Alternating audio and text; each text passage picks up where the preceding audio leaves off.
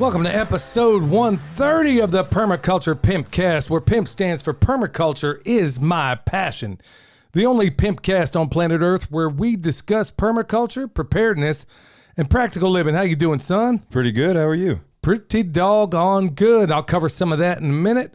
This episode, as always, y'all, brought to you by Hickory Ridge Soap from TwoOldCrowsHomestead.com. Turn that simp into a pimp. Bam! Also, Heaven's Harvest, y'all, 10% off with promo code PERMA, P-E-R-M-A. Get all your preparedness needs over there that you can't supply yourself.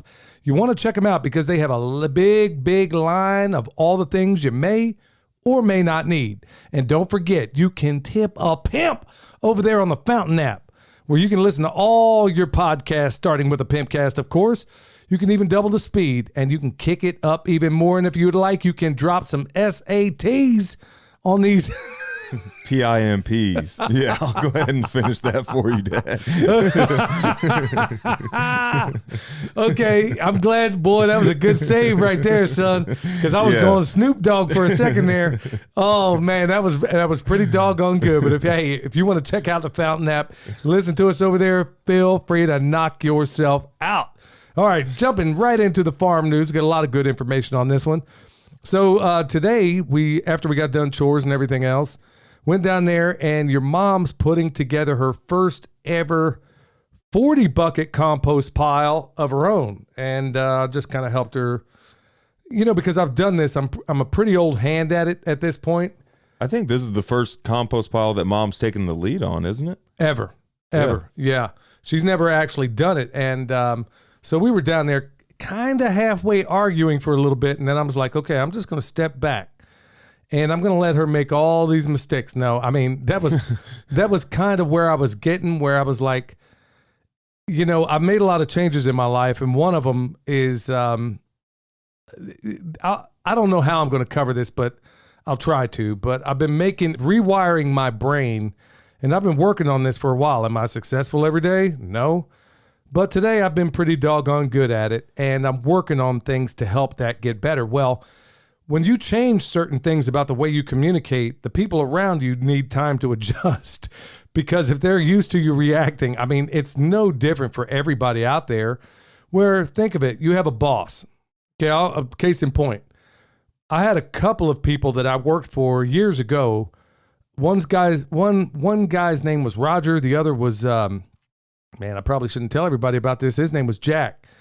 Both of them were the most polarizing people you ever seen in your life. I could think of another word that begins with P as well, but this is a family show. But I was thinking, every single day you could flip a coin as to which one you're going to deal with, and particularly the one with Jack. So it gets to a point, it's like the Bible even says, I'd rather you be hot or cold. Well, these guys, either way, you never knew. Throughout the course of a day, there was 15 different emotions, so you didn't know what to deal with. So it didn't matter, man. You just get to the point where you just don't even like to be in their presence. Well, when it comes to anything else, when you make these changes in your life and you're used to doing a typical task, when all of a sudden you don't respond the way that in the past you might have typically responded, that person doesn't necessarily respond favorably. You got to give them time to adjust. And like today was a prime example where I just kind of acquiesce and I'm like, okay, I'm just going to kind of sit back for a minute. And then it was moments later that she came to me and says, okay, so she's doing some of this work herself where she's rewiring parts of her brain. So it's this crazy thing of both of us trying to adapt to the new person we're trying to become. And it takes work and it takes time. And the people around you have made a commitment, honestly, to William and Michelle the other day that, I'm going to react regardless of my stimulus. And y'all, I hate to use this term, but becoming something more of a, son, what's that thing you about? Gonna be a stoic? Okay. Is that what you're about to be? Is that what you're about to say? I didn't even want to say it, man. Dad's been in Nashville too long. No. It's the real level of stoicism where all of them say they're following Marcus Aurelius and his meditations and stuff like that. No, it's I don't know. It's a hybrid of a number of things out there where it doesn't necessarily have to. Well, I'll cover more of that in the future because this is a relatively new journey. If anybody knows anything about me, I'm not the same guy. In fact, they were messing with me at that last festival, And Jason says to me from Kentucky Sustainable Living, he says, "You ain't changed a bit." And I was like, he knew that it was going to mess with me. And they were like, okay, yeah. So yeah, Dad's going to start wearing scarves from now on. Yeah. Oh man. Yeah. They don't summer or winter. Yeah. That's what the hipsters do, man. Why not?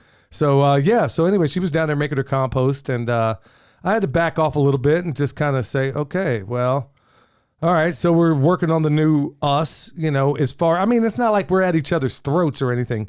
It's like, I don't care how good you are right now, you can do better. And I'm asking the good Lord to give me the guidance and the courage, because that's really what it takes.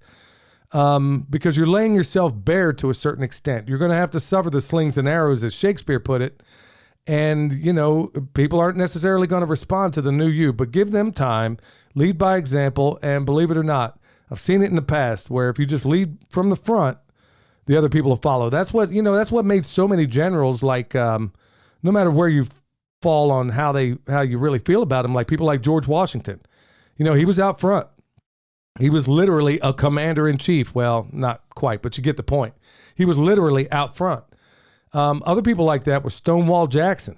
I mean, the man was absolutely fearless, man. He was out there. I heard a comedian talk about like Stonewall Jackson, saying he may have had some, I don't know, mental issues. People thought he was crazy. Now, he was hyper. I think what it was is that Stonewall Jackson, honestly, when you examine him, I think he believed so much in what he believed. And you got to remember, this was a war of northern aggression, the way they saw it. Imagine you're living in Virginia, forget the reasons, and it wasn't about slavery. I'm not going to get sideways here, y'all, but I can prove that it wasn't about slavery, and I can prove Lincoln was not who you thought he was. Yeah, I know that's sacrilege to so many, but you know what? I got the goods in his own writing. So you take people like Stonewall Jackson, you take people like Robert E. Lee, and particularly Stonewall Jackson. The man was fearless because he could not concern himself about what would happen to him if he died. To him, and I'm trying to live this way myself, he considered his life forfeit. I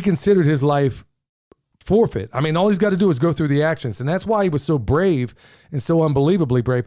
But anyway, it takes that kind of bravery, I think, to make the kind of changes all of us need to make.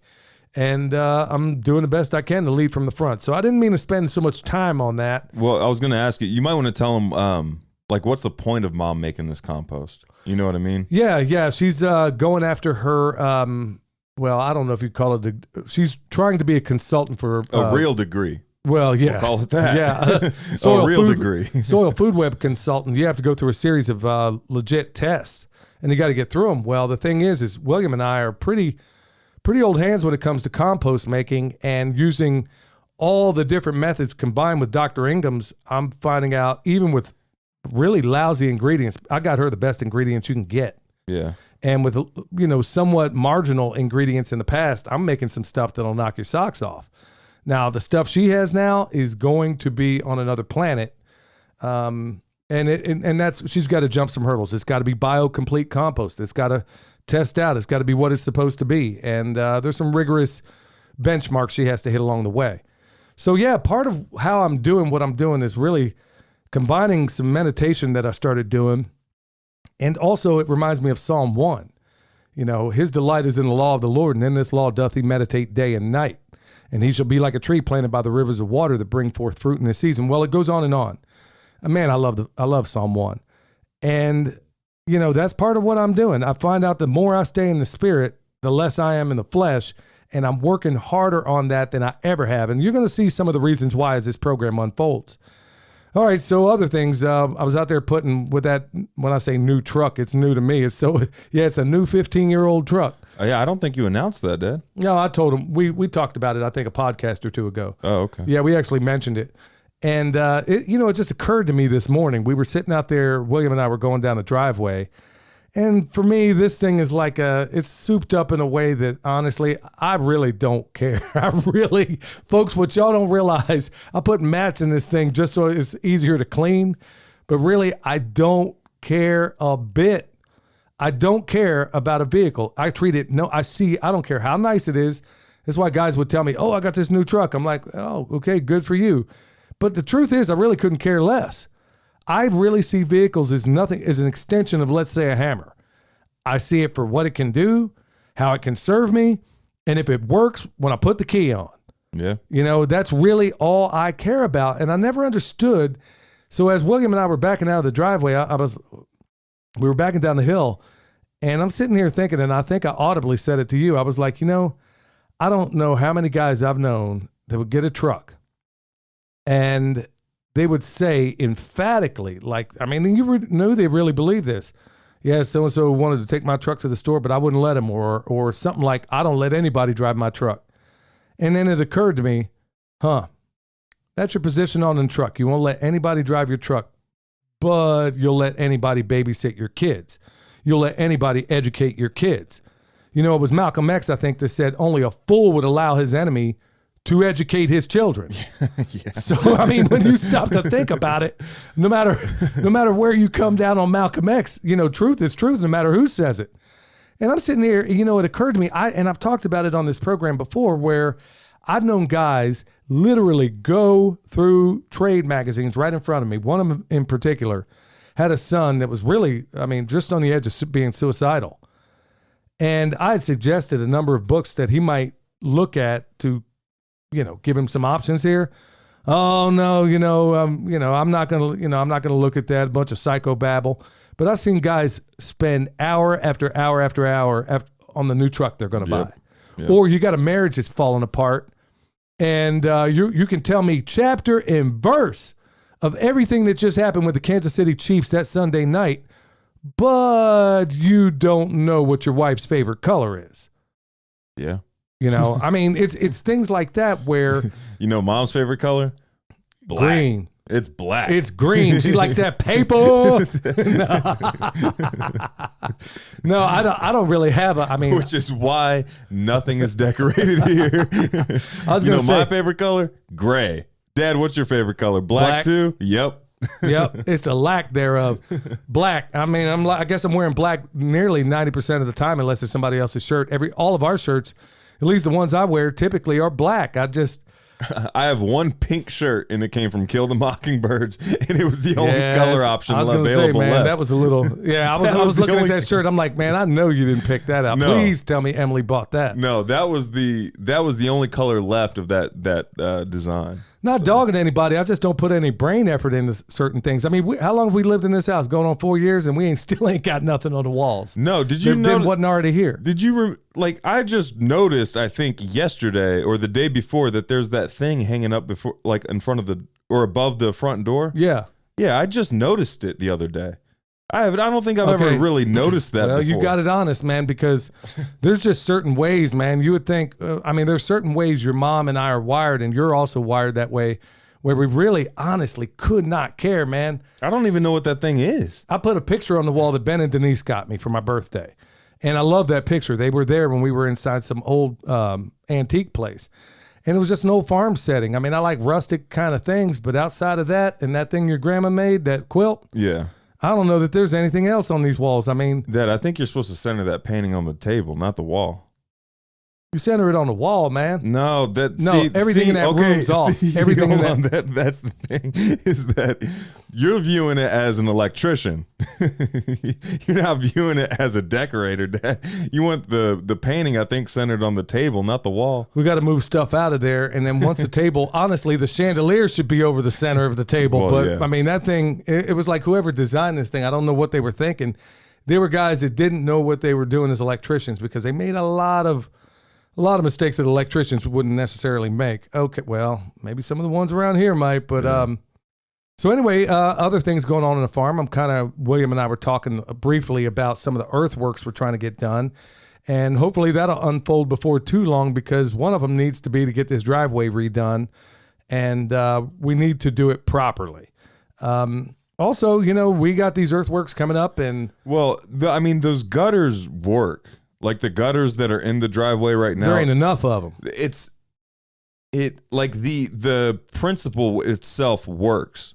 It's just the driveway itself just wasn't built properly. So it's just kind of like a Band-Aid on something that already doesn't work very well. Yeah, you should really do a driveway on a spur or something like that. And It was never conceived properly, but it can be fixed, and it's going to take some doing. Hopefully not a whole lot of money, because it's really not where I'm trying to spend any money. All right, before we get into Pastor Lon, y'all, want to remind you, coming up real soon, Farm Where You Live, October 7th. The Pimp Daddy of Polyface is going to be there, so you'll want to check it out. Also, Mountain Readiness. I'm going to be there. I'm going to be teaching one of the new classes coming out of the gates. It seems like it's more bushcrafting skill, and it is. But honestly, I've adapted it for the homestead, so you're going to want to check that out. It's going to be knot tying, and we're going to do a legit project, and you're going to be glad you were there for it. So that's October 20th through the 22nd. Also, Kentucky Sustainable Living, October 28th and 29th. I personally bought my tickets. Already got them to go up there and be part of the VIP dinner. And we're going to be raising money. They're going to be raising money, actually, for Vets for Child Rescue. So make sure if you get a part of this, if you can dip in, it's a party with a purpose, y'all. And there are going to be a lot of great instructors up there. I'm going to be an assistant to Darren Strong, and he's going to be butchering a pig. I'm going to be helping him out. All right, with that said, we're going to go into the Homesteading Pastor, my pastor, Pastor Lon. Hello, everyone. This is Pastor Lon. Got a question for you today. How do you know when you're on the right road? When you know you're on the right road is when you're traveling or have traveled the Romans road to salvation. There's several scriptures in Romans that we can read about the Roman road experience, but I just want to share a few with you out of Romans chapter 10, verses 9 and 10 and 13. Verse 9 says that if thou shalt confess with thy mouth the Lord Jesus, and shalt believe in thine heart that God hath raised him from the dead, thou shalt be saved. For with the heart man believeth unto righteousness, and with the mouth confession is made unto salvation. For whosoever shall call upon the name of the Lord shall be saved. First of all, we have to admit that we are a sinner. Understand that as a sinner, we deserve spiritual death. Number 3, we must believe that Jesus Christ died on the cross to save us all from our sin and from spiritual death. Number 4, we must repent by turning from our old life of sin and to a new life in Christ. And number 5, we must receive through faith in Jesus Christ God's free gift of salvation. I pray today that if you don't know Jesus Christ as your Lord and Savior, and you don't know if you're on the right road or hadn't ever traveled the Romans road experience, my prayer today is you will be convicted of your sin and travel this road, that at the end of your life, when you stand before God, he'll tell you, well done, thou good and faithful servant, enter into the glories of God. Because every one of us got an appointed time we want to leave this world. So I encourage you today, travel the right road, follow Jesus Christ, where you can spend eternity with him forever. Right on. That's Pastor Lon. So Romans 10, 9, and 10, go check it out, y'all. You want to know the way to salvation? Right there. If thou shalt confess with thy mouth the Lord Jesus. Okay, I won't repeat it, but you heard Pastor Lon there. Fantastic stuff. But as a side note, and by the way, go check him out, please, y'all. Go check him out. You'll be glad you did over on YouTube. So make sure you subscribe over there. And he's got a lot of great shorts, a lot of great videos. And like I said, I still got to catch up myself. But, you know, he got me thinking, I can't help myself from a historical standpoint. Think about those Roman roads, okay? And now this is a little departure. I mean, Pastor Lon brought it up. Okay. I already know where you're going with this. You got Roman roads that have been used. These roads They're still doggone here. Yeah. Not only are they here, there ain't no potholes in them either. And we're still some people are still using them. They're still using them. Some of those roads have been around since since really Rome was a empire, back when it was still a republic. And those roads are still being used today. So, Missouri, y'all get that memo? Or Oklahoma, Pennsylvania, for crying out loud. You could, if you were asleep on a road trip and you entered Pennsylvania, you would wake up. There's a lot of states like that, but here it is with all of our technological capabilities and prowess. We still can't even build roads like the Romans. Okay, we can't even keep a house or a structure up for 100 years. How long has that Colosseum been here? How long is that? How about the Pantheon, the Parthenon, all those other things over there in Rome, Greece? You know, it took earthquakes to bring them down. In fact, some of them are still standing. Yeah. still standing despite all that okay, how about Göbekli Tepe over there in Turkey? How many earthquakes did they get? It just survived the latest one. Yeah. I wonder if anything was uncovered during that earthquake. Yeah. You know what I mean? Son, a lot of people want to hear us talk like this, but we're going to stay on topic. Well, back on topic with Pastor Lon, Tony from the Confessionals just did an interview with Timothy Alberino earlier this week, and it's on kind of the same topic. I suggest everybody checking it out. People are blowing that episode up right now. Really, I'm so behind on everything, but it's only an hour. It's only about an hour long, and Tony just lets Timothy Alberino talk, and it's awesome. We're going to try to get him on the show, but I'm really excited about our friends over at the Fearless podcast. They had the guy who did A Noble Lie, that documentary. Son, you don't even know what I'm about to tell you right now. I got him lined up for an interview next week. Oh, wow. And I've been texting. Well, he's been texting me all day. I mean, he's rather loquacious. I had no idea. And I've been wanting to talk to this guy since I was working at KMBZ in Kansas City. Yeah. Ever since I was working on the radio back then, there was just absolutely no chance of ever getting him on terrestrial radio. But here we are in this forum, TD over at Fearless Podcasting. Y'all go check him out. He did a fantastic interview with him. I'm just going to probably hit it from another angle because I actually grew up there. My brother was picked up as suspect number 2 for a while there. So he's going to learn some stuff on this show, and I know I'm going to learn some stuff. In fact, he revealed some things to me today that actually just shook my... Folks, everything you know about that is a lie. But the point being is that even though we're covering permaculture and a lot of these other things, I want to kind of, on our bonus episodes, I want to start covering some of this other stuff. But additionally, there's a lot of people I'm trying to get exposure to. And so we're probably going to kick up. I don't know how we're going to do it. I'll have to discuss it with William. But there's a lot of people I need to get exposed out there relatively quickly, whether they got events coming up, they got things going on. A lot of this program isn't just about what we're saying here. It's honestly, part of it is putting a spotlight on some information you don't yet know about, or leading you into the direction of people that might actually be able to help you. So we're going to be talking to a lot of those people as we go on. So I'll have to check that interview out. I haven't listened to the Confessionals, and I'll be honest with you, quite a while. I'm just trying to catch up on my Bible study and some of the other things. So I'll definitely have to check that out. There's also, by the way, there was this bombshell interview that happened, maybe like what you're talking about there. I'll have to send you the link to it. It happened on SGT Report, and there's this guy. Now, anybody that knows me or listened to this podcast for a period of time will know how much this deeply stirs me. Now, one of the things we do is try to raise money for organizations that are going to help out kids, particularly the ones that are caught up in child sex trafficking or satanic ritual abuse. There was a guy that was on SGT Report the other day. I'm actually putting out the feeler to try to get him on the show.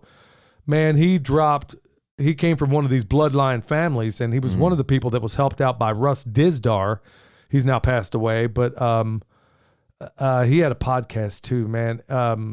I can't remember the name of it, but Russ was basically all about getting people out of satanic ritual abuse and stuff like that. And this is one of the people that got out of it as a result of Russ, ultimately Jesus.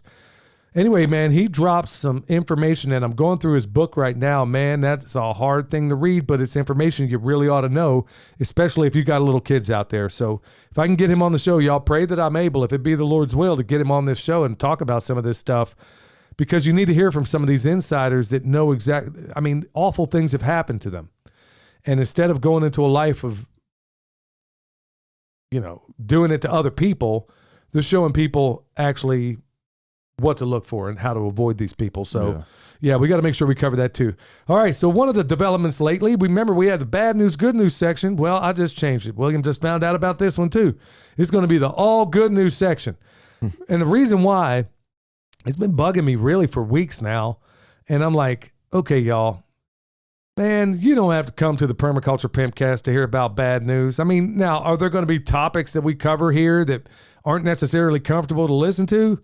Yeah, but I don't need to add to it. I don't need to tell you, look, you can go out there and find all the bad news in the world. Son, you want to know the hardest thing to find out there? Good news. Good farm news, particularly. Oh, yeah. You can't find, I ain't saying you can't find it. I'm just saying You can't find it through your typical news sources. and even if you go out there looking through some of the ones where you might find it, those things are really hard to find. So in lieu of the bad news, the good news is, the first good news is no more bad news. How about that? So no more bad news. And it's been bugging me. And I'm like, man, we're just going to get rid of that. You guys know what time it is. If there's something that's coming up, and I'm going to cover some of that in the main topic, then, I'll let you know about it. I'm not going to make a news section specifically for it. Perhaps I'll bring it up in the farm section because we usually go sideways there anyway. So some of the other good news. So check this out. Smoking gun of election fraud. Over 200,000, dig this, 200,000 fake ballots printed on different paper types found in Maricopa County.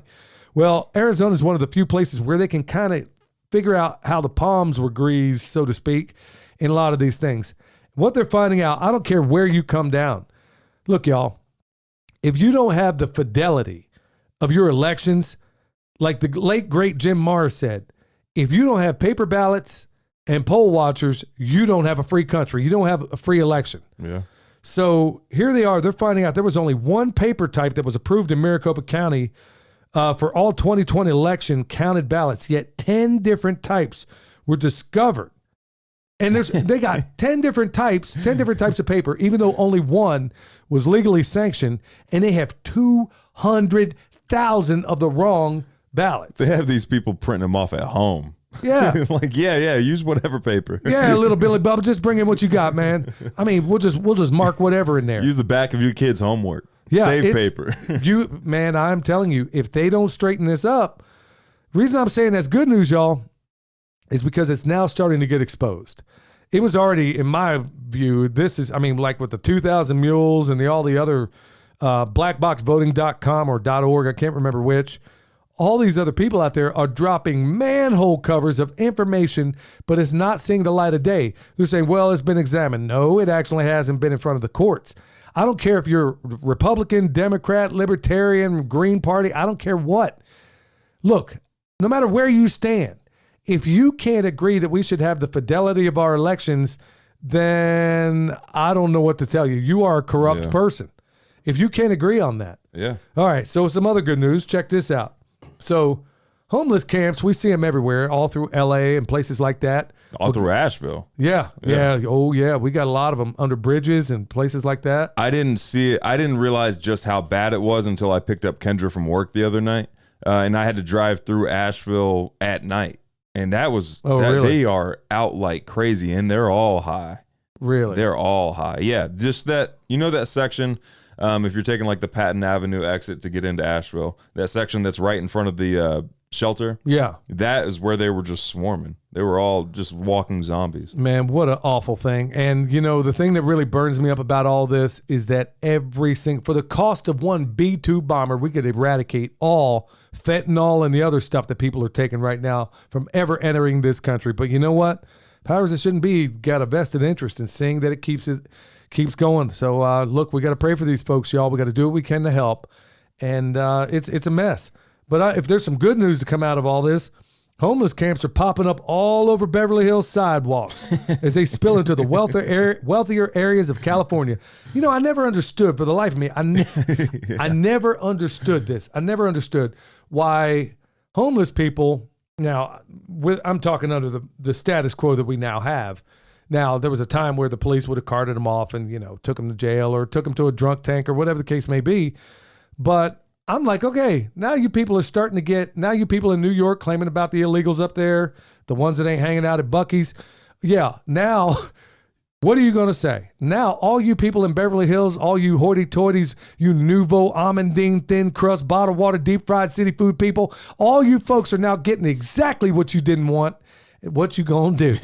What you gonna do?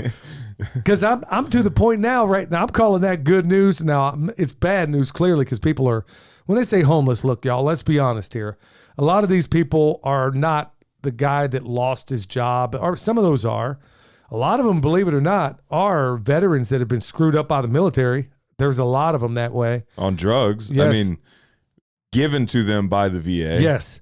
And folks, I can tell you stories watching all these guys walk out of the VA hospital with grocery bags full of things like Oxycontin back in the day. That's another story altogether. I've seen that with my own two eyes. So there's a lot of those people on the street, guys and gals, people that have seen things that they can't reconcile in their minds. They're on those streets. People that were sexually abused, they're on those streets. People out there that have just been mistreated and marginalized their whole lives, they're out there on the streets. And believe it or not, there's a whole lot of, I didn't really think about this statistic until the other day. There's a lot of people out there also that are the products of some really well-to-do families. And, they find themselves, former Hollywood people are out there. But there's a whole lot of people out there that, just took a wrong turn. They went left when they could have went right. And here they are. So if all these people are helping to metastasize this cancer that's going on right now, if it's going to show up anywhere, well, you know what? All you people that are saying, live this way, live that way, it's right at your doorstep right now. In fact, it wasn't long. There was like a wealthy community along Venice. Couldn't even believe 60 Minutes showed this, man. This is years back. And I remember your uncle was busting up laughing because there was this one homeless dude, and this guy had to be in his 60s, man. And they were talking about how some of these homeless people along this beachfront property were basically using the bathroom on their front lawns. Oh, Venice Beach, California? Yeah. Oh, yeah. Dang. So they were, these guys, they caught this dude in the middle of, Dang. Yeah, he was in the middle of doing what he was doing, wasn't even trying to hide. And then right there on the lawn, and then they go up and ask him, they say, "Sir, do you, how do you, are you okay doing this?" He says, "Well, if they don't like it, go get me a porta potty." And I'm like, "What?" I remember that now. What? He said, "If they don't want it, go get a porta potty." And I'm like, "Oh, okay, that's how it goes." Okay. But yeah, the chickens are coming home to roost, and it's landing in the laps of a lot of these people that are thinking it's going to land in our laps. And it seems like a fairly easy, simple solution. Like, take 10 people who are dealing fentanyl, put them to death, and I think all of that goes away. Like, people become terrified to get caught dealing fentanyl. Well, we got that thing called the Constitution. So, you have to have that presumption of innocence. But it's not like an automatic, like, oh, he got caught, throw him in the wood chipper. I don't mean that. Put him through the whole process and everything. Yeah. But the death penalty is what you get for dealing fentanyl. Well, which is dealing death to a certain extent. Now, I would also say that, okay, well, let's find out. It's like in that movie, New Jack City, where the character, he's in the courtroom. He says, well, there ain't no Uzis made in Harlem. Yeah. Nobody in here owns a poppy field. And what they were basically pointing out in that movie is that all of this stuff, as long as back as we can, at least since Vietnam, and I can cite historical examples where it goes all the way back to the opium trades over in China. All those things, every bit of it has been orchestrated by people at the top. How many of them would agree to deal that, though, if they knew the community all agreed to put those dealers to death? Yeah, I think, you know what? I know. I wonder if it can be, I understand that it's being like shipped in through the government and all that stuff, but I wonder if it could be stopped on the grassroots level by saying, we don't tolerate fentanyl dealers in this town. That's where it gets, there was a time where if there was ever anybody that was a pedophile, and he was known to be, guess what? All the dads got together and they put him through a 5-minute flurry of fists. And if he ever came back around again, well, he never came back around again, if you dig what I'm saying. And then when it comes to a lot of these fentanyl dealers, if the systems of control keep breaking down the way they are, I think that's going to self-correct. And then honestly, there's going to be these others. I remember seeing that thing on Netflix that I talked about a few episodes ago, where it was the doctors out there prescribing these things. Well, doctors kill more people. Dope MDs. sick. No, there was another one. It was basically it was talking about the Oxycontin, the family. I think that was Dope Sick, wasn't it? No, it was called something else. Okay. But anyway, they knowingly did this thing, murdered I don't know how many people, gave back some money, but essentially they're all billionaires sitting on their plush estates and stuff like that. I'll tell you what, the French Revolution is full of heads that have rolled down the middle of that street when people finally get enough. And Pastor Lyon would agree with me. We've hit a level of depravity in this country that only starvation cures. And then when it hits that point, remember, as old as Alexander the Great, they knew that you only needed 3 things to subjugate a population: food, entertainment, and a reasonable expectation of security. You provide 2 of those without the third, things jump off. Now, what happened in the French Revolution? Well, they had 2, but not the 3. And then they eventually had one. So guess what? Heads came off until things sort of self-correct. And then the guy who led the whole revolution over in France, a guy named Robespierre, well, ended up getting his head chopped off before it was all said and done. Like, okay, we ran out of these elite. You're next, homie. And that's exactly what happened. So like Jesus said, you live by the sword, you die by it. I'm all about justice, but son, I don't necessarily disagree. I'm saying if there's a law in the books that says, here's what I'm for.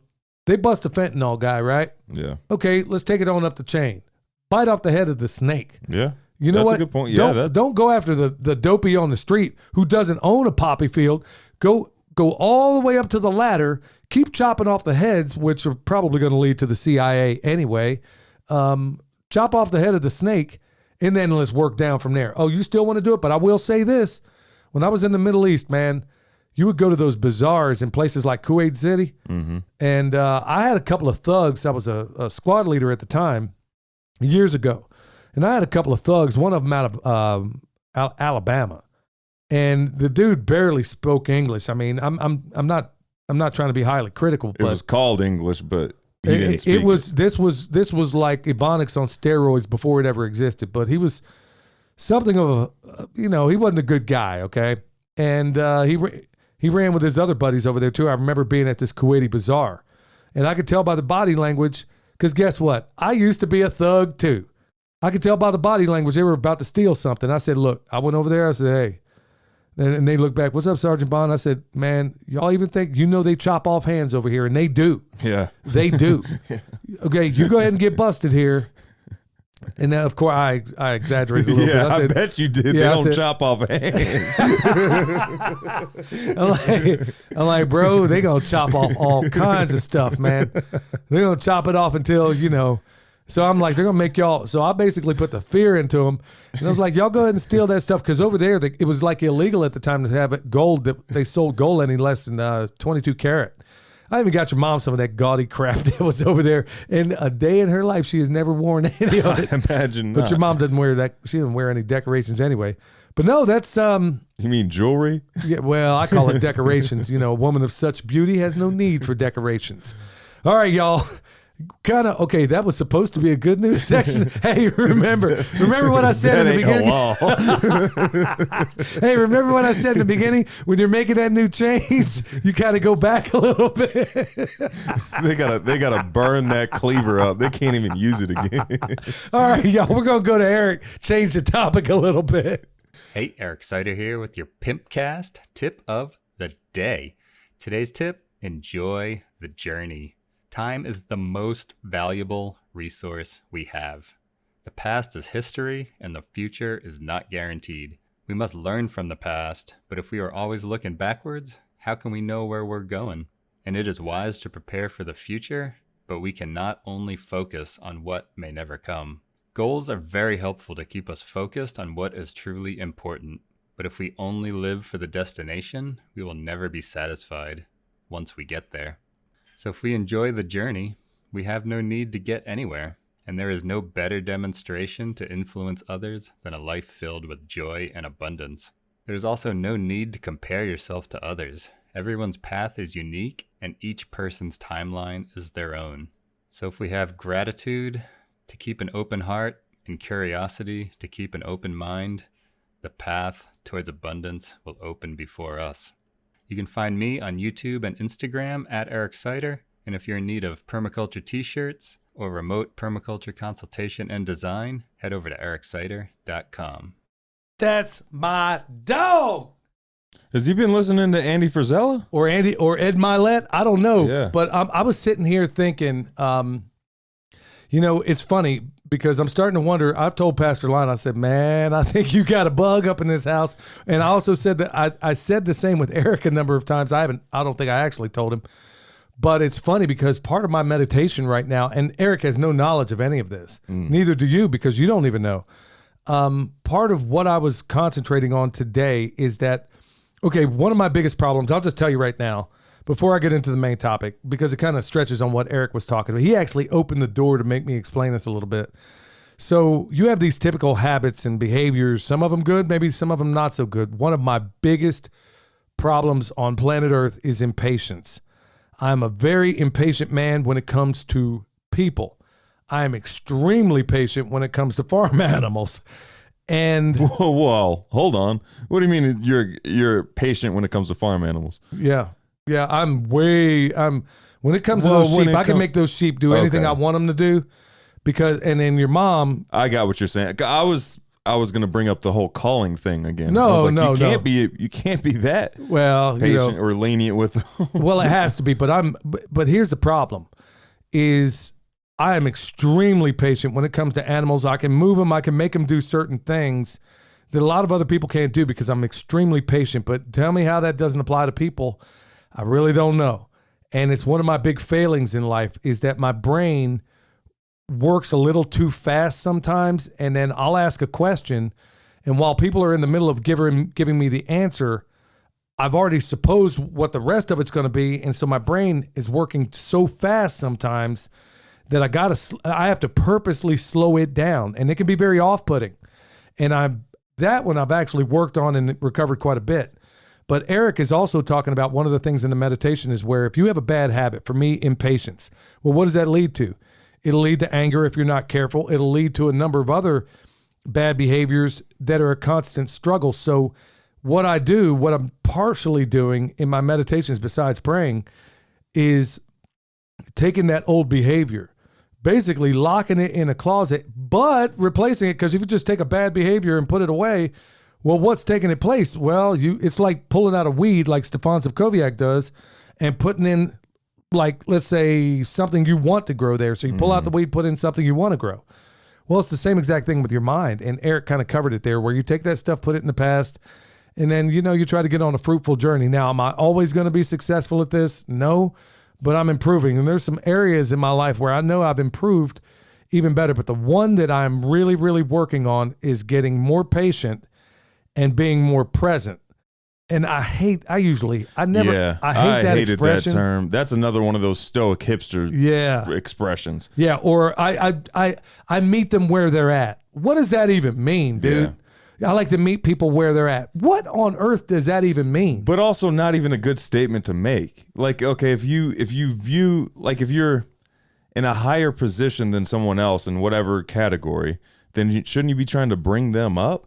Instead of lowering yourself down to their level? Like in jiu-jitsu, if I'm rolling with somebody that's worse at it than I am, I'm not going to roll worse because they are. I'm going to try to maybe let them practice certain things or whatever. Try to elevate them up. Try to up their jiu-jitsu game. Well, that seems like the real thing we ought to be doing with each other. But honestly, we tend to forget, especially with the people we're most familiar with.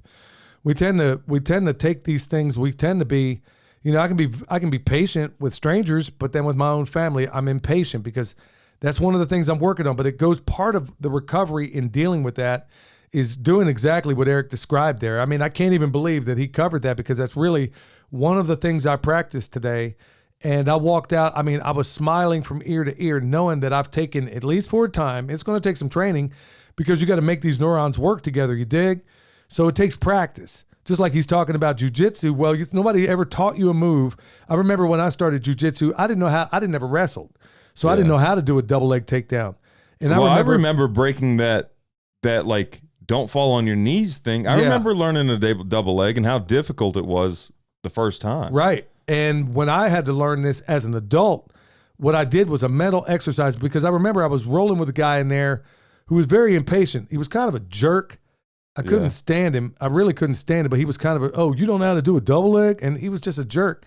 And I was like, okay. So what I went home and did is I had no idea what I was doing here. I've done it many times in the past where mentally I make myself go through this over and over and over and over again to the point where it would probably drive a lot of people crazy. Well, I did this over and over again. And he was singing a different story when I got back in there because I knew how to do a double leg. And better still, I went to your Uncle Dion, who's a Oklahoma State champion a couple of times, I think. And he even showed me how to do it even better. So I'm like, okay, well, yeah. So the point being is that these things do take man, I went sideways on that. Well, thanks, Eric, because it's always good when a topic kind of goes sideways like that because, everybody likes it. I have an outline for a show, but whoever says I got to actually use it because They're more like prompts. yeah, I got outlines, but I mean, I think they do better when we just kind of shoot from the hip because it's not like we have to stage anything. We don't have to I mean, it's good that we have that a show flows into a certain continuity. But Eric, thanks so much. So, yeah, getting off the topic is all your fault.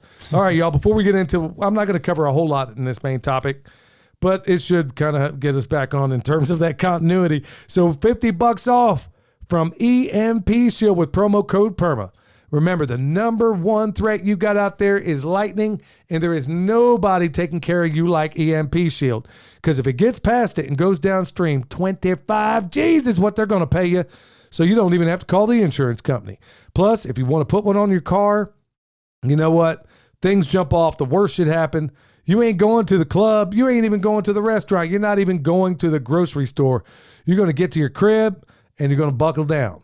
At least you could do it if you got an EMP shield. So that's exactly why they didn't reach out to me. I reached out to them.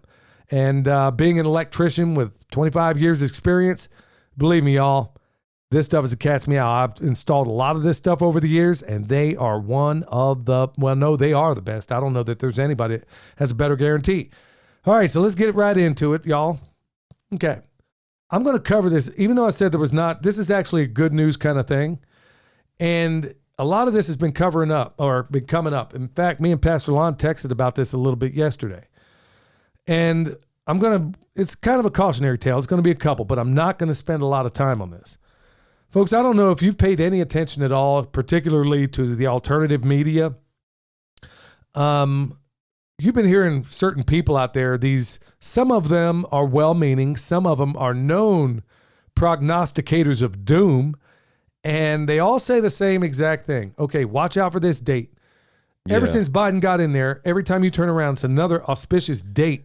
But that's you got also to watch out for. That's been the case also since before Biden and all that stuff. This is, I think, what really frustrated me in the beginning with all this was that it's always like this date, the date comes and passes, nothing happened. This next date, like, comes and passes, nothing happened. Right, and then one of the latest. Now, some of these people don't realize that I remember what they said the last time.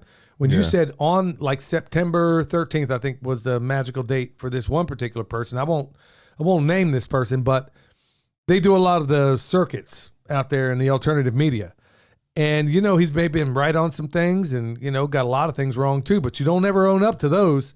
Yeah. And you'll say, oh, on this date, or within a week around this date, X is going to happen. Well, that date comes and goes, and then they find some nebulous reason why it actually happened.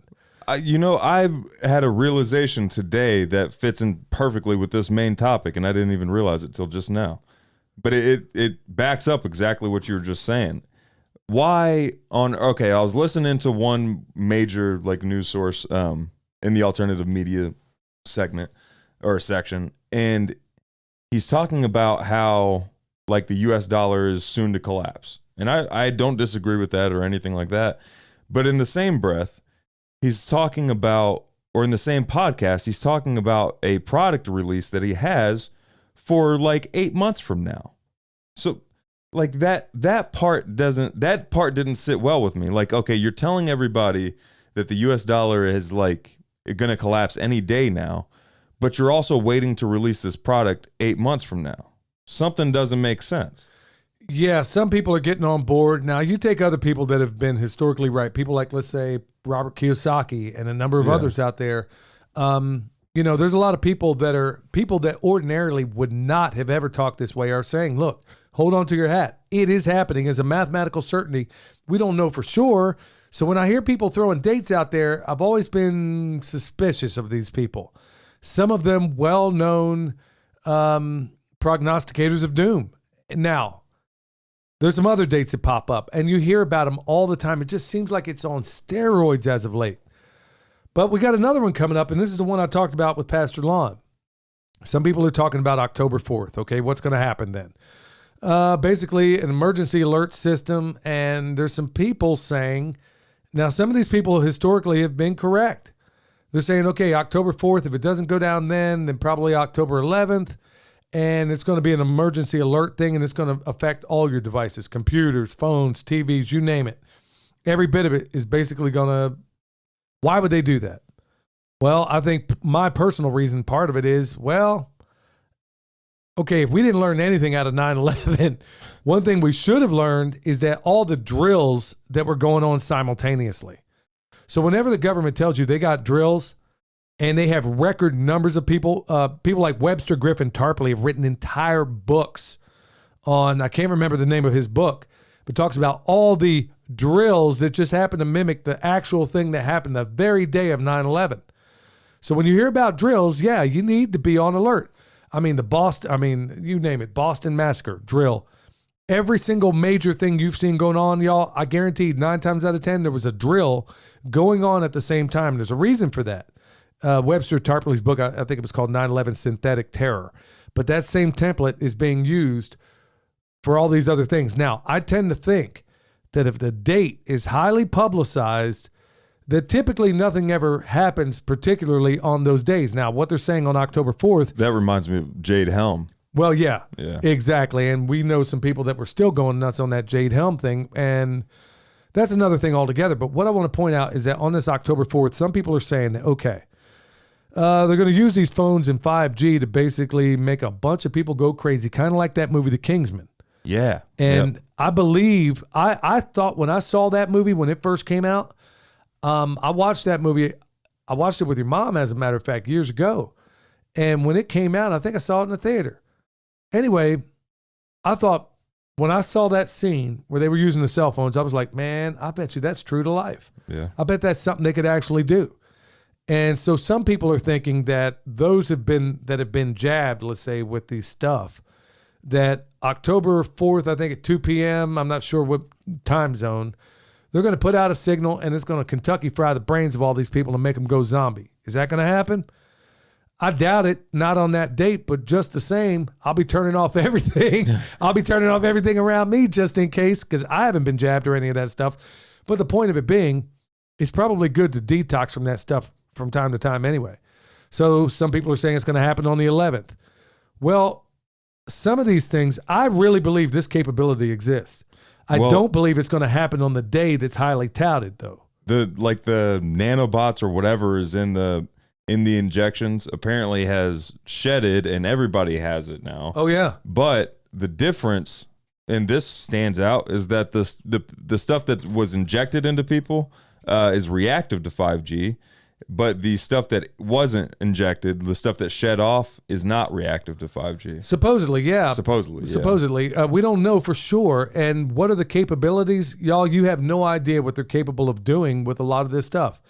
I could tell you stories of when I was in the military, things that they broke out when we thought we were going to go and, drop into Haiti one time. We thought there's a whole lot of things we didn't know were available to us until things jumped off. And there's technology beyond anything you could possibly imagine, which I can't remember who said it, but, highly sufficient advanced technology is like magic.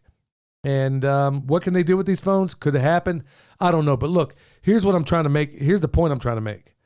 Like I said, October 4th, just for GP, I think it's going to be a good lesson to turn everything off anyway, to decrease the bombardment I'm already getting from all these waves.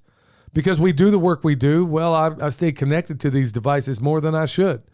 And I'm going to look at it as a means of detox. I'm going to turn off the Wi-Fi. I'm going to turn off everything, at least for a specified period of time. You ever notice this when, let's say you're in a house and for whatever reason, the power just goes off. You ever notice immediately you feel quiet, relaxed? Yeah. Even though, you got that visceral concern that, okay, hey, I hope it comes back on. I got stuff in the fridge. Yeah. That kind of concern. But you ever notice, no matter where you are, and now I'm an electrician, and there's a lot of crazy things that happen with voltage, especially AC stuff. That's another thing altogether, and why some people say, you don't have any of the health concerns when you use DC. You ever notice when the power goes off, everything just goes out, but you just feel this sense of relief, at least for a little while? Yeah. Huh. Or relax. It's like a deeper relaxed state you can reach. Yeah, you get that. And when we first got here, I slept better than I ever had. And then over time, what do? We got fiber optics in here. Got the Wi-Fi going. You got phones. You got all these different things. And there's a lot of people that just kind of bathe themselves away from this stuff. So anyway, just for GP, I think on the 4th, probably on the 11th, I'm going to probably try to make this something of a sabbatical every once in a while, where I'm just going to get myself away. Now, is anything going to jump off? I don't know. What if we could start like a digital Sabbath type thing going on? You know what? Like everybody takes a break on this day every month or something from the internet. Yeah. I mean, how good would that be? But, you know, you got some people that can't, they lose this thing for 1 second, dude, and they start losing their minds. In fact, I did something of it today. I was over there flipping or putting that compost together with your mom, and I was like, man, I'm just going to leave this thing over here in the truck, and I'm going to go over here and just do this work without this thing on me. And folks, I'm just going to say, look, there's a lot of people out there selling a lot of gloom and doom. Is there anything that's going to happen on that date? I particularly think that this is one of the tools they could use, the powers that shouldn't be. Is it going to happen on that date? I don't know. I really don't know. But I'm not going to sit here and hold my breath one way or the other. I'm going to go about my life, but I'm going to see it as a time for me to just kind of get away from all this electronic nonsense and get myself back to back to something very basic. I'm going to spend time praying. How about that? Yeah, I'll go to that secret place of the Most High. That's where I'm going to spend a little bit of time. But honestly, just think about a lot of these things that are going on out there. And I'm not saying, hey, it's going to happen. I'm not saying it's not going to happen. I'm just saying it never happens on the date that they openly predict or the ones that have been, But unless you're Freeman Fly, you ain't calling the date. No, you ain't doing any of that. And, you see what happens when you do get it right. So, folks, the moral to the story is there's a whole lot of date setters going on out there. Some of them are absolutely trying to cash in any single way they possibly can, absorb what's useful. But at the end of the day, you got to think about these things and ask critical questions about, first of all, the people that are saying it. And second of all, is it plausible? And third of all, what can I actually do? And if there's anything you can do, get it done. Let's go on over to check out Chef Keith Snow. Hey, Chef Keith Snow with HarvestEating.com. I've got a quick recipe tip for all of you PIMPcasters out there. And this is a very refreshing dish, which you would consider an Asian salad. So what you're going to do is marinate either chicken thighs or a good piece of flank steak. What you want to marinate it in 2 tablespoons of soy sauce, 1 teaspoon fish sauce, and about 1/4 teaspoon of white pepper, and that really matters, and a touch of olive oil. Mix this together, toss your protein in, and marinate it about 2 hours. Then grill it over some hardwood charcoal or a gas grill. Let it cool completely to room temperature and then slice it up. In the meantime, take a large bowl and a head of iceberg lettuce. And yes, I did say iceberg lettuce. A lot of you people are thinking there's no nutrition in that. Well, I would disagree. There is some nutrition in it and a heck of a lot of taste and crunch and satisfaction. So you take that iceberg lettuce, make sure it's good and cold. And if you have a mandolin, you want to shave it finely with the mandolin or use your chef's knife. You just don't want very wide pieces. So very thin shards of iceberg lettuce. Put it in a big bowl. Toss it with 1/3 cup of seasoned rice wine vinegar, 1/2 teaspoon of sesame oil, and then a 1/2 cup of finely chopped cilantro. Toss all this together. Right at service, place it on top of a platter, and then take your grilled either chicken thighs or steak that have been sliced up, place it on top, and you will be in for an amazing treat. So I hope you give that a try today. I want to encourage you all to check out the Harvest Eating podcast. You can find that wherever you listen to your podcasts. And big shout out and thanks to Permapastures Farm. Take care. All right. Great to hear from Chef Snow. Son, did you get the other one that he sent regarding somebody's question that they sent in? Yeah, I got the email between you guys. I didn't understand what was going on with that. I meant to ask you Okay, about there that. should be something. Yeah. Are you wanting me to play that? Is that going to make sense? Well, let's do it on the next episode. Okay. Yeah, I I gotcha. was thinking that would be the one you played, but it's all good. Just lack of communication on my end. All right, y'all. Speaking of harvest. Well, hold on. The thing about the salad, I ain't taking it out of the bowl and then putting it on a platter and then taking it from the platter and putting it on my plate. It's getting served out of the bowl. We're going to eat it right there. Sorry, Chef Snow. Sorry, Chef. Yeah. Well, I mean, he's not used to dealing with a bunch of savages like us. So, yeah, go check out Chef Snow over there. He's got a great podcast, and he's a pretty extraordinary guy. So, Harvest Right Freeze Dryers is also one of the sponsors. You can check them out down below. Use our link. It helps us greatly. So, if you need one, go check it out. All right, so the Q&A section, right off the bat, I'm going to go to Casey. He said, I heard you mention a Broad Fork. He was the guy that we showed pictures of his Broad Fork. He's hoping to sell them. Right now, he's still putting them through the R&D phase. So the one in the picture that he showed us was 26 inches wide, and he can definitely make them smaller. And, this is exactly what I'm talking about, folks. This is why I'm saying there are other people out there. Hey, Casey, when you get one squared away, let me know. I'll buy it from you. Maybe William can't break the tines on this one. So, yeah. So, I mean, the point of it being is there's a whole lot of good businesses out there. Folks are inclined to do so. I mean, there's so many things. Just find a problem you have and how you solved it like Casey did, and then find how you can make a business around it. If you have a plasma cutter and a welder, you could probably solve a lot of issues on a homestead. There you go. And some ingenuity.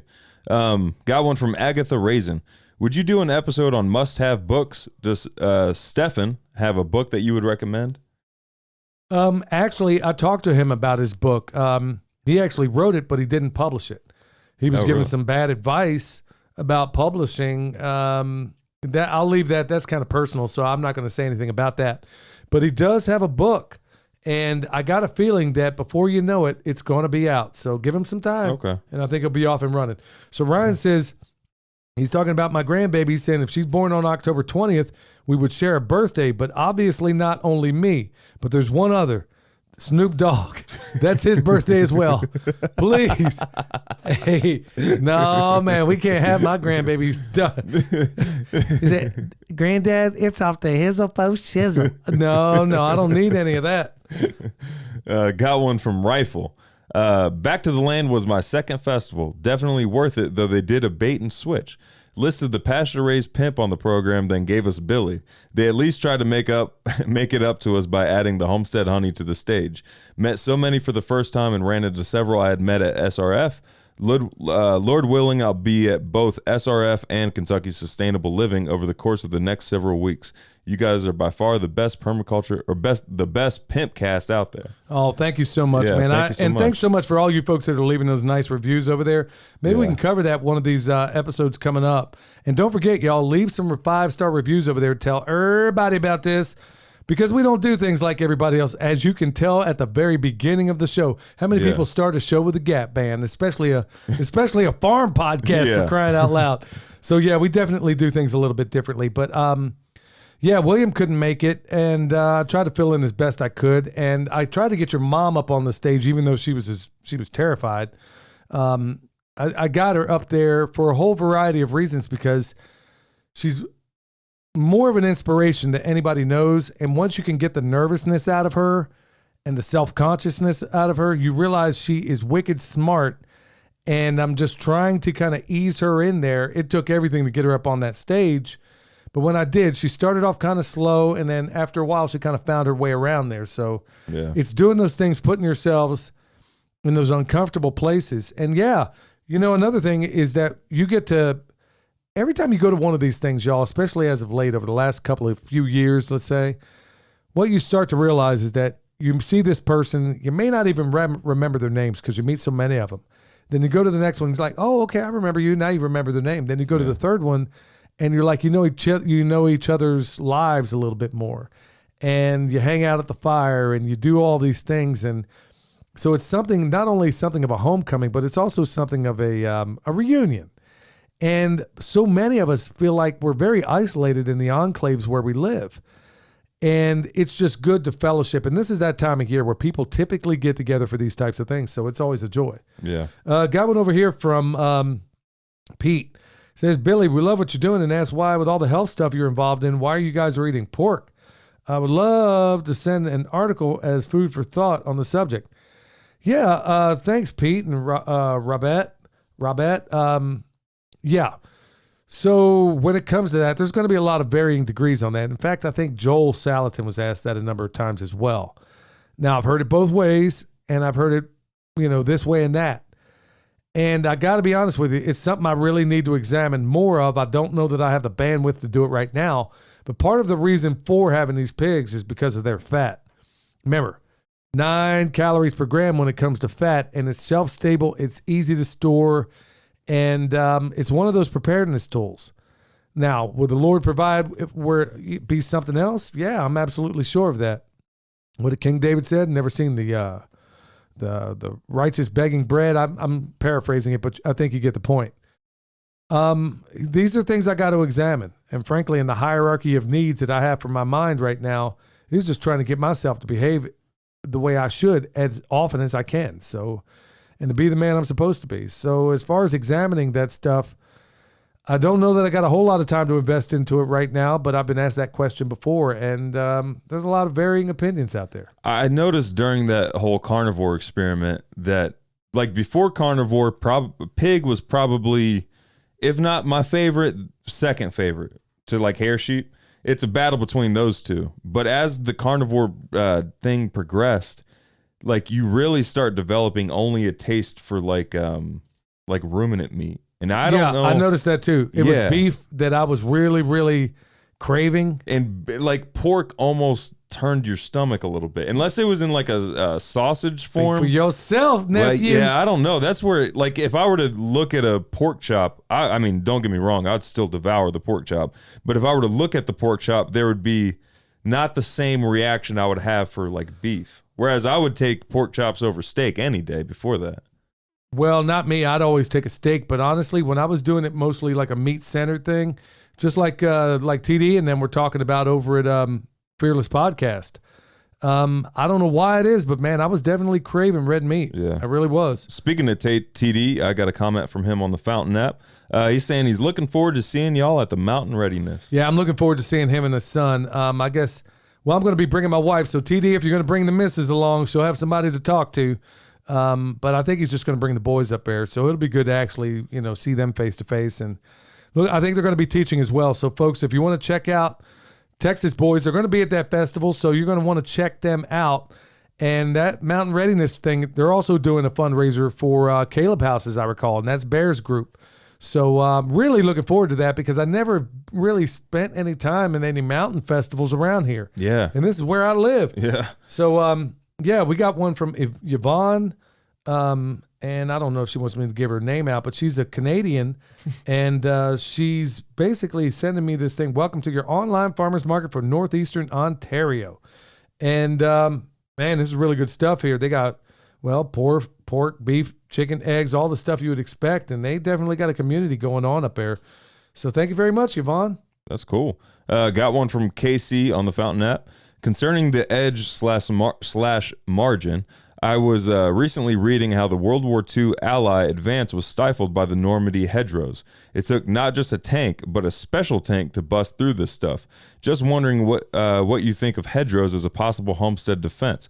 Also, what ways could these be function stacked from a permaculture standpoint? Absolutely. Tip of pen. Man, they're hitting when you throw a historical component in it, especially ones I know about, man, that's really something to me. What if you combine hedgerows and swales? Well, that's kind of what they had. It was kind of what they had. They called them hedgerows, but they were basically this giant thicket. And they had to outfit these tanks with these little blades. I guess you could almost call them blades, where they had run through these hedgerows, man, because there wasn't no getting through them. Basically, our version of it over here would probably be multi-floor rows. You could use it exactly the same way that they did, but there's another way you can do this too. And it's something that goes all the way back to World War I. And now it's okay. You're going to put in the substrate and all the nasty stuff is going to come after you. It's called tanglefoot. And what you're doing is basically taking barbed wire and you're putting a bunch of spikes in the ground and you're basically going back and forth. Okay. You can do exactly the same. You can do exactly the same thing. You can still do that barbed wire and have things grow on it. Yeah. So you could do that and you could have things grow like classic example, like Stefan Sivkoviak did. We had grapes growing on those things. Well, you could also do the very same thing. It occurred to me that you could do it with concertina wire. You could do it with razor wire. You could do it with all those things. So you could make a hedgerow and then grow something useful on it. Now, the chances of you ever getting that out, You're probably going to need to go in there. I mean, once something grows on it, man, that's going to be a nightmare. Thing about it is you can have something grow onto that concertina wire or razor wire or even barbed wire. You can have it grow on there, and at the same time, there ain't no getting through it with a set, unless you got a serious set of bolt cutters. And one cool thing about the Tanglefoot also is that if you do it right, I know I can't describe what it is right here in a audio podcast, but if you do it right, you ain't driving over it either. That's the cool thing, because your pickets are just high enough to where, number one, you got all this stuff that you're just going to fall over trying to get through. There ain't no running through this. Yeah. And then the cool thing is, if you try to drive a vehicle on it, you're going to flatten every tire on that thing. So it really serves two purposes. This is one of the things I intend to write in the future, if it be the Lord's will, is really a militant side to permaculture that I'm where I'm actually going to spend a lot of time talking about this. Believe it or not, I've invested a lot of brain power into this, and where I can take these elements from World War I, whether it be the trench warfare they did there, also the Tanglefoot, also the barbed wire, the concertina wire, the things in World War II, whether it be the hedgerows, how do those two overlay? And then how can we take it into modernity with with all the other things out there? Now, you're not going to, unless you got a Bangalore torpedo, you ain't getting through this stuff. No, I'm serious. Unless you got a serious set of, it can be beautiful and highly functional all at the same time. In fact, you could take the concertina wire, run your grapes up on it, and then put your Tanglefoot just on the other side of it. Yeah. So it's going to take you forever and a day. If you got, remember, oh man, I better not go to, I could spend honestly a whole hour just talking about this topic, because I spend a lot of time thinking about it, and also using your swale. You can also use your swale as part of it too. Yeah, go ahead. I guess I'll go to the next one. How do you keep things? And this is from a response of the book, scrap setting book that we've come out with. Y'all, if you want one, you can either buy it from us or you can buy it online. Go to scrapsetting.com. You can get it there also. How do you keep things like compost and scrap metal piles looking nice and not like a landfill? Is there any way to hide these things, or are there systems that you use to keep the piles at bay? Look, I'll be honest with you. Here's one thing you're going to notice when you go to Polyface Farm. As soon as you pull in there next to Joel's house, you're going to get up there and you're going to see things laying around. Yeah. You're going to see junk piles. Yeah, you're going to see what looks to you like a junk pile. Why? Because that's how a farm is. We don't have anything that's necessarily a mile away. There's going to be a lot of farms that look like complete junk piles to everybody but the people sitting there. And you got to be comfortable with some of that. And if you're in a smaller piece of acreage, if you're in a larger if you're in a larger acreage, you're still going to have that junk pile, but maybe you got it where it's not so easily seen. Right. Smaller acreage, it's going to be out there, and sometimes there's absolutely positively nothing you can do about that. Son, have you ever seen a functional homestead that didn't have a junk pile? Not once. Not me either. Got one from Strong Roots Resources on the YouTube channel. I enjoyed sharing the stage with you, Billy, as well as the dinner conversation. Who was that? It just goes by Strong Roots Resources on YouTube. Oh yeah, man. They were, all those guys. Now, I kind of got surprised there, because here I was up on stage. It turned out, first time it was planned, and the second time I didn't see it coming the second day. And I got to say, of all the times I've ever been on stage at these things, it was honestly one of the best times I've ever had. And then afterwards, eating dinner with these guys. It was a real joy, because I'm learning from these guys, some of them with varying degrees of, areas that they work within permaculture. Right. But there's not a guy on that stage I didn't learn anything from. And it was such a doggone joy. That's another thing you get when you go to these things, is that you can cross-pollinate. Okay, I don't know everything. I'm not even coming close to knowing everything. I'm no expert at anything. But there was a number of those guys, when they said something like, okay, man, I didn't think about that. That is the benefit of being in the company of so many other people. When you get all these different viewpoints, you can really, if you can strip ego and cattiness out of the equation, you'd be shocked at what you can come up with, folks. Yeah. Yeah. So, right here. Erland, she's from Norway. Man, we get a lot of Scandinavian people checking us out. Thanks, everybody over there. Have you considered signing or selling signed copies of your book via your website? I looked for scrap steading on your website and did not find it there. It's we got a new website, and it's right there front and center. And if you want me to write anything on it, I'd be happy to do it. I'm just thankful that people would love to have this book. Yeah, just leave it in the notes section whenever you check out. Yep, just leave it over there, and we'll get you squared away. Got one from Big Daddy Don on the YouTube channel. Why is it so hard to convince people to invest in themselves for the benefit of others, especially homesteaders? Do we not invest in our gardens every year? Do we not invest in our chickens? Right. I have enough money in my chickens to buy eggs for 10 years from the store if they are available. As for flat earth, once you go flat, you never go back. You know, I think that person there, did they leave a name? Big Daddy Don. Big Daddy Don, yeah. I couldn't agree more, man. We put so much effort into, okay, I'm going to put new rims on the car, or I'm going to do this, I'm going to do that. Y'all, all I care is if it's functional. And at the end of the day, I would rather put whatever financial resources, and we've spent a lot of money on trying to find out how to make compost even better. Even though we were competent before, we spent a lot of money to learn how to do it better, or to learn how to do something else better, how to run our animals better. We spent a lot of money on that sort of thing. Or let's say it's like personal development. Well, or even like you can support homesteaders by buying their goods as well. Like if you have items that you already have to buy, like soap, for example, you might as well buy it from a homesteader who is making their own soap and help support that community instead of giving it to Irish Spring or Dove or whatever the other ones are. Yeah, there's so many different options out there, just like the guy we were talking about with the Broad Fork. Yeah. Whatever the case may be, I will always gladly not only give my money to the people selling this stuff, I will pay more for it. Mm-hmm. I would honestly do it. Yeah. I mean, like we talk about Hickory Ridge soap, I go on about them because I use it every single day. Yeah. That's actually what's down. Your mom just bought like, I don't know, $200 worth of soap the other day. Yeah. And honestly, that's what we use. I know Shelly. I know her ethics are so high that she is not going to use junk. You're right. She's not going to, and honestly, it's my favorite soap. So I use it and I tell everybody about it because it's the best. Yeah. So yeah, I will pay more gladly for a homestead product. And then honestly, think about it. Okay, so let's say you're deadly enough to go into a McDonald's. Okay, so let's say something's wrong with your burger. Let's say you got some cockroaches in the patty or something. I don't know. Well, who do you appeal to? Yeah. You're gonna say something to the manager. He's gonna say, "Well, look, man, hey, they just sent the box here, bro. Hey, dude, you came to McDonald's." Yeah, what do you expect? Yeah. But do you have access to the CEO?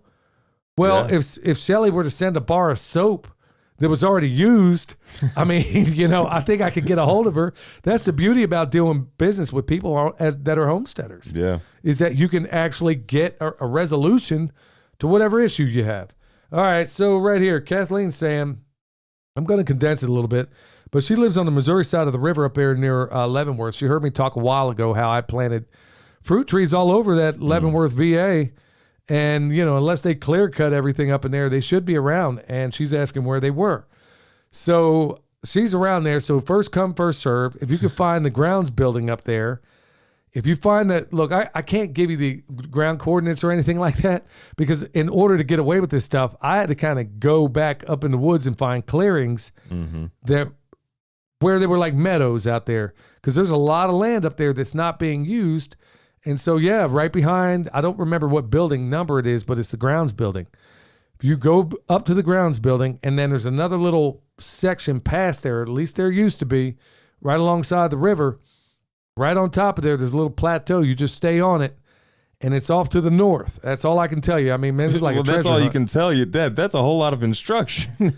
They better be able to find it if there's fruit trees. Yeah, but you're going to have to go digging back in there because I mean, it's been years, and those trees, they were doing good when I left. So, yeah, first come, first serve. So get out there, Kathleen.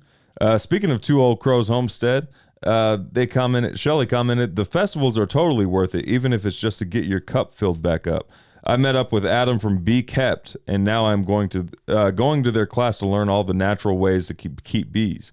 This is exactly what I've been looking for. These festivals just rejuvenate your spirits. Shelly said it perfectly. That's exactly what happens. And then you run into old people that you haven't seen since the last festival, which is usually about this time of year. Right. Some cases, it may be a year since you saw them last. You may not know their names, and they may not know yours, but you already know.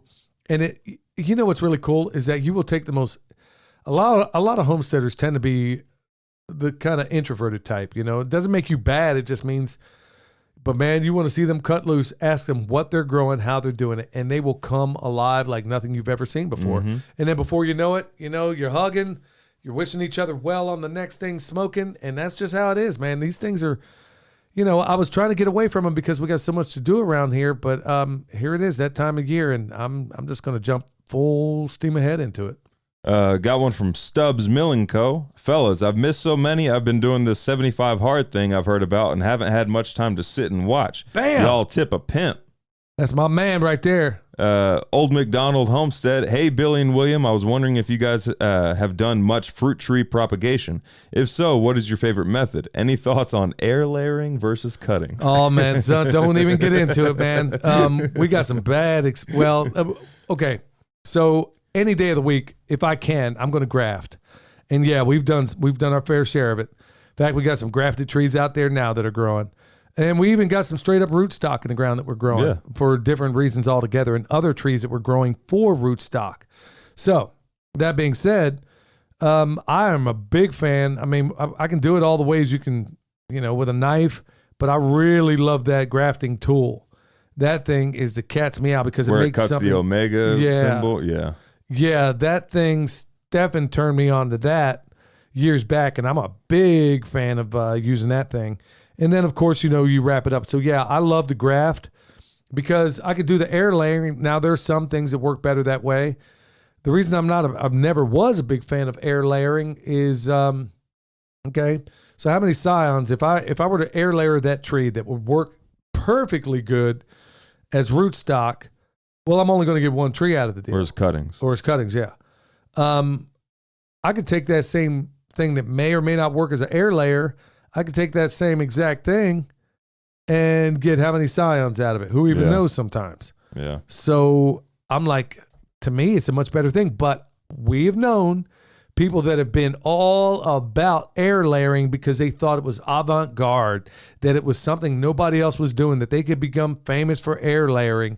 And that was their reason for doing it. And it wasn't for what was more practical. Instead of focusing on what tool fits the purpose the best, like if you're only wanting one tree and you want to be able to plant it directly whenever it's good to go, then maybe air layering is best for you. But if you're trying to fill a swale with trees that you started yourself, air layering is a pretty slow way to go about it. Yeah, and there's more efficient ways. Now, if that same tree can be grafted, I'm going to graft it. I'm never going to choose the air layer because it's cool. It's cool. Yeah, it's a great method. It's a cool thing to do. It's kind of cool that it works. It's a thing that works. But I get more bang for my buck by grafting. Yeah, that's my favorite way of going about it. Last one from Riley T868. One day I'm going to snatch that compost out of your hand. Another tremendous PIMPcast interview. Talking about the interview you just did with both of our PDC teachers. Nicholas Bertner. Yeah. Yeah. So, hey, y'all, don't forget, if you didn't check it out, go check out that last one with Nicholas. I think you're going to be glad you did because I was really wanting to do that. So many people hit us up about, where do I go to get my education? Where do I go? I don't have all this money for a PDC. Well, you're not going to find it any more affordable than $25 a month. Yeah. You can go ahead and keep looking if you want. Now, you can go ahead and pay for the certificate. Do you need it? No. It depends on you don't. Well, yeah. I mean, as long as you got the information upstairs. I mean, there's people I know practicing in permaculture that don't have a certificate. For sure. But if you're wanting a credential saying, hey, I've got this from School of Permaculture. Right. You can do what William and I did. And, it's always recommended that you get a second PDC because it really does make a difference. But you're not going to find a more affordable one out there. And he's going to cover the stuff you need to go. Now, just, hey, as a word of caution for all you people considering a PDC, don't be like 90% of the people out there. You get to chapter 2 and then you jump off. Yep. Because if you can stick it around, you got to have that backbone. You got to have that backbone of the whole thing. It's taught in order for a reason. Even though you may not see, it starts getting excited at about chapter 3. Yeah. That's when it starts really like, oh my goodness, it all comes into view. But you got to have the backbone of all that. Don't be the ones that give up. And then say, oh, well, it didn't work out for me. Yeah, whatever. That's the reason. So just stay in there because you need all of it. You know why? Because you need to stay alert. Stay alive.